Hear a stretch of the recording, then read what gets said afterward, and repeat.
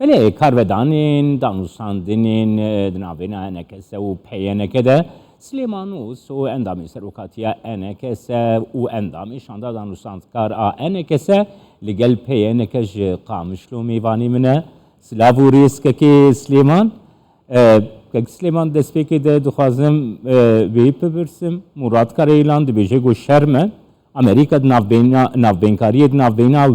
و کی انکسه و پیانکه ده که نرخاندن اتل سر و داخویانیا کاریلان ور بگیرم.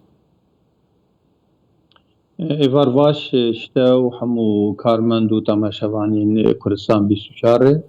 راستی اما وک انجمن اجتماعی کردی انجمن آبابویش با یک ریزیا ملت کرد و جبر ری جی بلکی ام به پیاده رکتن گلک وقت به رکفتنا هولیریک و هولیر دو و دهوك يعني دوان ركبتنا قشاجي دي مال هوليري امزا ذكر امدهاتن فيالي سينور يعني بابندي وان ركبتنا ندبون بشتوي يعني مبادرة فرنسي چيبو ما ترحيب بكر وجاد مقوق تشتكي قليكي باشوي چغا بو جرانتور وقت بكس نظاما هبن ودولتني مزن وقت فرنسا مخابن وان يعني استجابة مبادرة فرنسي جرنكر دور امریکانا به مبادره رابون خواستن یعنی او هفپیوین دنا مو پیاده دل سر وقت بن سرپرشتی آوان دبی اما وک انجمان مدی برجواندی ملت ماتید هنه اجار دجی دگل او ریکفتنی بری آنها پابندی وان نبون التزام وان نکرن لدگل ولوجی دی مدی برجواندی ملت ماتید هنه بو ام کاربن بهدورتی کب ریکفتنی مخابن مراد قريلان وشغاق وبيكي دبيجي قرك جوالي خربو تمانا بابنديوان بين يعني او اتفاقات الناموان ده هوليريك هولير دود هوك مانا لسر بنقا دهوك ما وقت بي هبيبين الناموان ده بن سر برشتيا امريكا ده لسر وقت بي بنقاها ريكفتنا دهوك وقت بي مفاوضات ودانو سندن چيبونو براستي حالني قال كي جرين باشي وقت به ما اجوتن وامتيت اتفاق بون مخابن يعني اف بارتي بيدي ايجو يعني نموذج كي بتشوك جي بكاكي مخابن بابندي اتفاقات خنا كي سليمان قوتنين كرايلان غورا بهوريات تسيرك خلصر هينك دكن از نزانم حياة چه درجة امزانن بيانكي او نه بيانكي بيادي يعني بيانكي بر اتفاقات دسبيك دنامو بيادي دبون او اتفاقات هوليريك هولير دهوك دنامو بيادي دبون و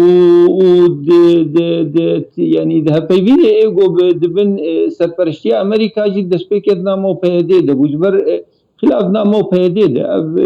پارتی گونابه وان پیانه کنه یعنی او پیده چی بیج وقت پیده دکن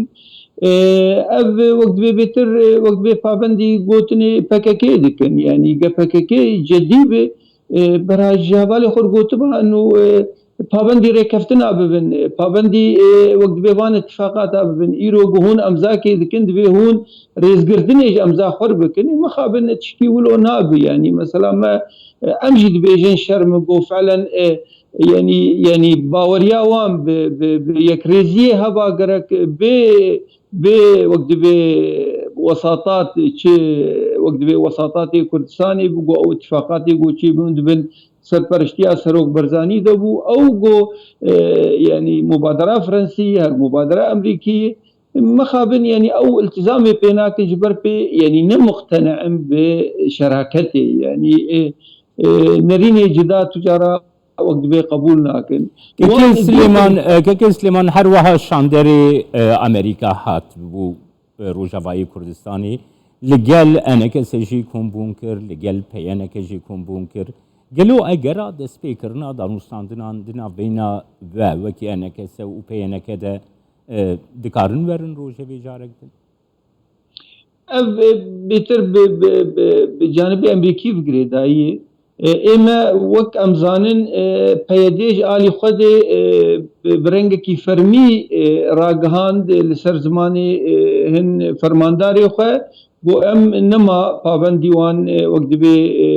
مفاوضات او پیوینی گودنامه و انجمن اجتماعی کردی دنی و ام پابندی تشتیگ و ام تید اتفاق بونجی ام نما ملتزم به و ام نما بدگرن سر طاولا دیالوگی اما شاندیر بری آنها بکارێکی ڕابوو و نتیجە وێژی بەلکی بدۆکیومنتێکێ دەرکەتن منابێ کرد وەثیقە ضمانات ئێمە ئەم پابندی وەیەکێ دەبن مەخابن خویای تشتێک بە ئەمریکانە دەرنەکەت دوێیەکێ دێ شاندێرێ بەری ڤیا تشتێک پێر دەرنەکەت ئەو وەک دەبێ ڕێکەفتن ئەو دۆکیومنت بێتر بۆ ئەمزە کرد لەسەر براونشتاین بوو و بەرێز مەزلوم بوو مەخابن نەمەزلوم التیزام پێکرد نەپێدێ التیزام پێکرد و حتان هاژی ئەو دۆکیومنت جێخوا نەگرتی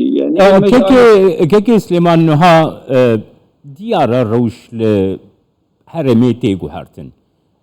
ئەگەرا پەیوەندیات ناوێنا ئەنقەرە و شامێدا هەیە گەلۆ ئەڤ یەک ممکنە باندۆرە کردبێ تەسیرە کردبێ لەسەر vêda xuyan ya Karayîlan an jî nêzîka heyekî peyêneke got şêweyekî din niha xwe nêzîkî danûstandina gel enekese bike. باوري أمدي يعني أو تصريحات تركي جي يعني من دي طاري تصريحات هذه يعني وقت بي يعني تشتكي رادقين بشتيوي بروكي تدنر عكسي ويجي يعني الدناب تركا ورجيم يعني قال لك تصريحات متناقض شيء يعني تركا قوت لسر زماني وزارة خارجية قو أف رجيم نمؤهل قو كاربي يعني وقت بي ديجي تروري بسكن أو مكافحات تروري بكي هم برويجي يعني رجيم يجي تشتي ديجي تركا قوتن يعني أو تشتي قهاتي قوتن حتى أنه هاجي يعني أو يجي قبل تركا دبي ولا قبل روسا دبي ولا قبل اطراف دندبه حتى انه تشتكي لسر عرضي يعني خيان نبوي حياه شي درجه جديتك هي اللي هم بروي مدبين امريكا جي هي يعني امريكا ودولتي بير بري تمكي نجزود نداريا چارده دولتا لجنيف جبات كرن وقوتن ام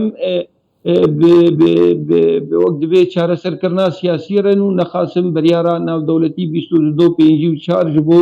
چاره سرکرنا پرسگریکا سوری و ام دفردن و ام جوی